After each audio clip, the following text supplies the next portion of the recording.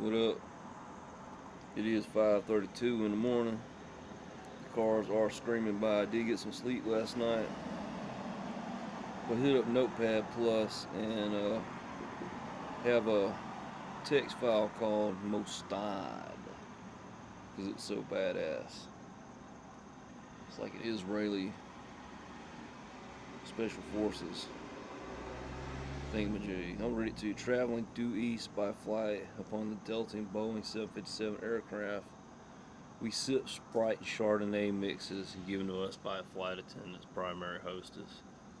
Around 1 a.m., my flight time, the airline captain announced troubling weather ahead, but did not command attendants to seat themselves. Instead, the captain's navigator programmed the nav console 25 kilometers out to a slight curve on the outer boundary of the thunderhead, setting the trim for optimal thrust with little lift.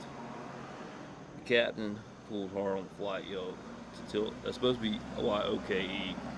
To tilt left, the craft apologizing for the discomfort of extra forces on the passenger, as well as dip in oxygen levels. Some prayed, while others feared, and yet some complained of nausea, while young families wooed and weed at little bumps and dips in the thunderhead's current. 5 kilometers out the storm was passed, so that captain and crew began the slow descent toward the German airstrip. We landed rough on the landing gear, then made our exit to the airline hub, passing by retail stores and restaurants until we found the free commodes about 700 yards down the terminal corridor. The flight was technically complete at 2:17 a.m. No passenger fatalities. As we exited, the captain was praised with good marks and some applause. Mike called a cab driver to the motel outside the terminal. When the taxi arrived, Mike said, "I need space." So I'm going to copy that. Technically, that is a vignette. It's exploding the moment. So I'm going to go into Gemini real quick and play with it. So I'm going to paste that in. I have played with it a couple, I think it was yesterday or the day before. Something like that.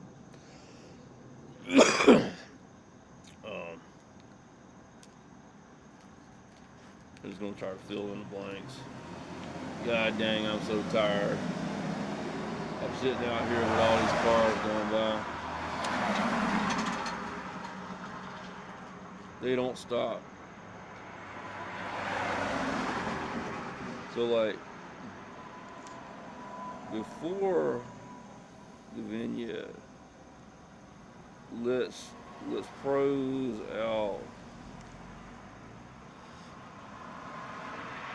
something.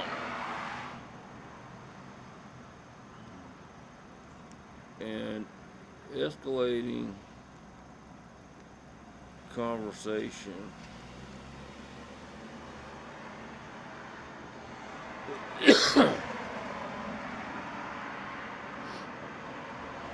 between Mike and Joanna.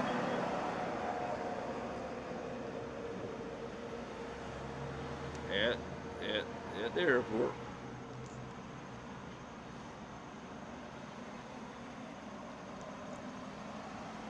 About Mike's work as a government researcher.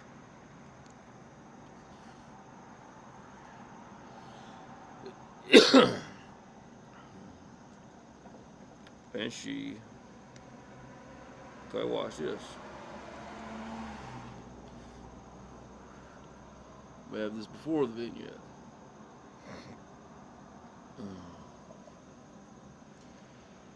That's a ton of text. Now, after the vignette,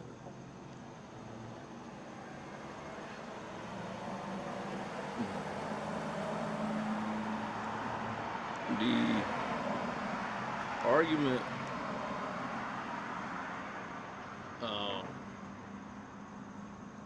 happens in front of the taxi driver.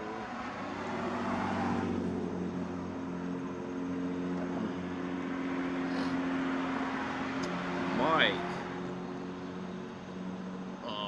gets mad because he's, god damn it, investigating the Germans on his research about Vitor rockets. She says, I'm pregnant, wants him to find new work.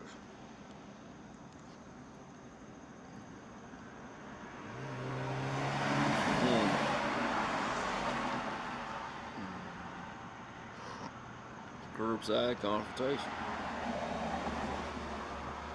Okay. And okay, now watch this.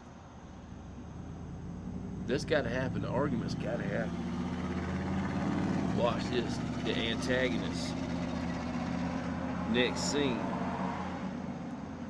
The antagonist in a unmarked.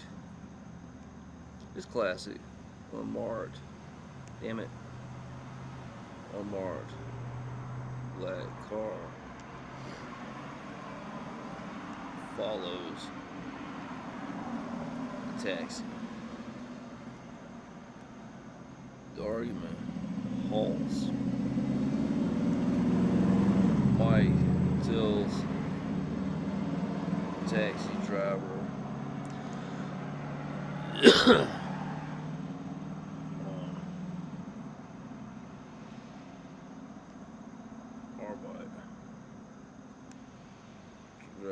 what is it? Warning in German. Is it Arbeit?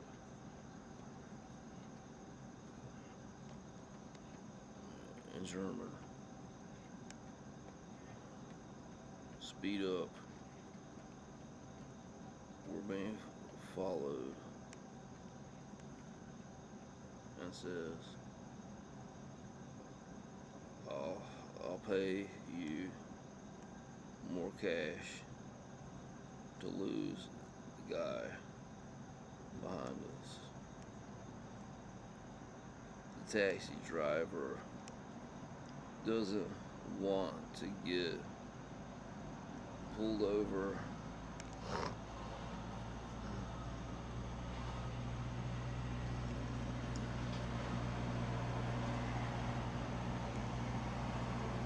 but accepts the offer after several minutes when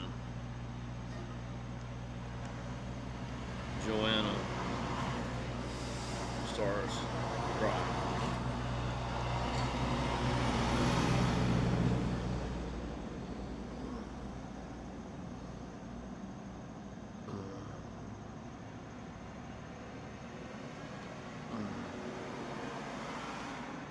That's not bad. That's not some bad directing or writing. So let's go back and look.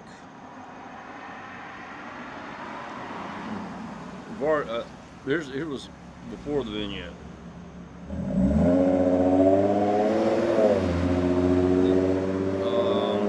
They're going to the airport. The driver glanced at the mountain of luggage Mike was dragging toward the curb. A collection of bags that seemed to have survived an ordeal of its own, and then at the compact sedan idling in the lane. Sir, the driver replied, gesturing to the small trunk. That's a lot of gear. You're going to need a van, not a taxi. Mike dropped his heavy bag. Wait a minute. Well, we're going to before the vignette. The terminal was a purgatory of fluorescent hums and the rhythmic clack-clack of luggage wheels on tile. Mike sat on the edge of a molded plastic chair, his laptop bag a physical extension of his posture, while Joanna stood by the window watching the ground crews navigate the rain. You've been staring at that gate display for 10 minutes, Joanna said, not turning around.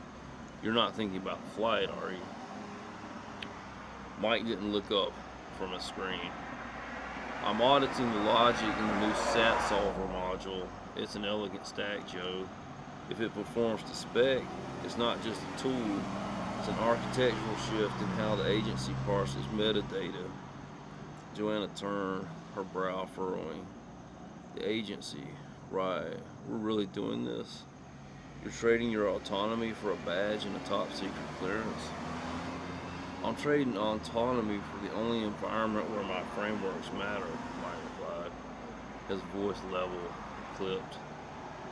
You want me to stay in the private sector, chasing commercial inefficiencies? This is theoretical computer science at the scale of national security. There's a difference between building a sandbox and building a wall.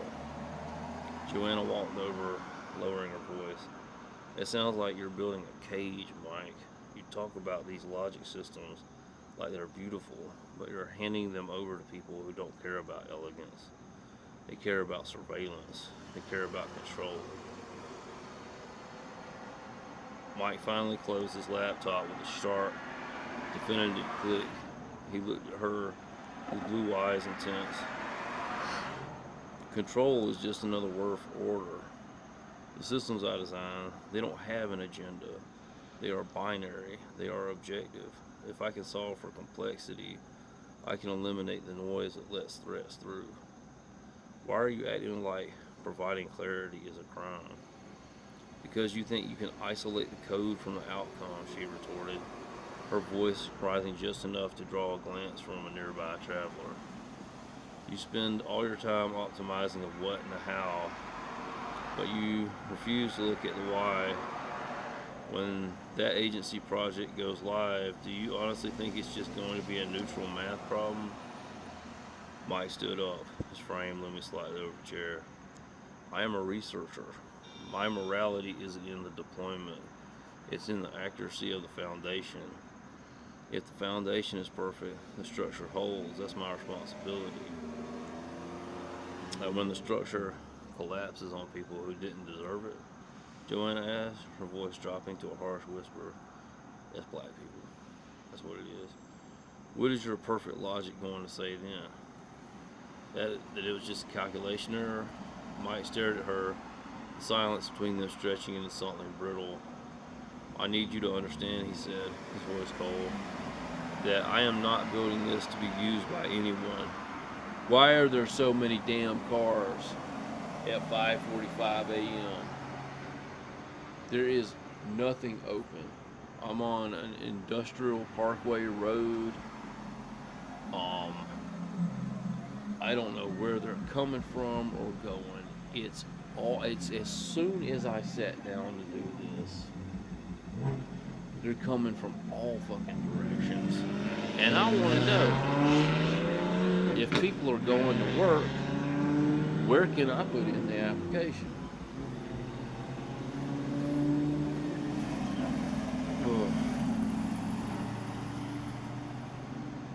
I don't want to read all this for all these fucking cars.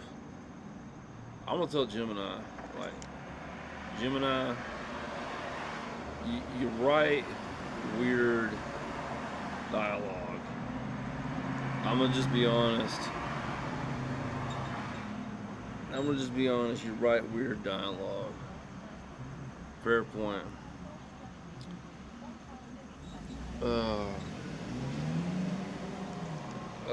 My cognitive load is too much now because of traffic beside the road. And I can't do this anymore today, right now.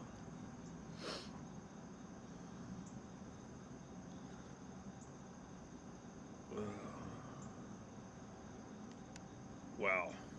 It's just going to keep going with this. Look, but the cool thing is, there's a chase. Halt and seek fist, the driver growled. I just said, Gemini, you write weird dialogue. Fair point. And he's going to keep going. And then I just said, my cognitive load is too much now because of traffic side of the road. And it's just going to keep going. That is set up, just starting with that vignette, which I wrote about 2 days ago. I'll go back to it. There it is. This nice little vignette that I wrote. And then just playing with it, something before, something after. It wrote for a while. Okay. It wrote for a while, even though it sounds like a flight. It's a vignette, so I decided to keep it sounding like a flight log. It just kept going, kept going.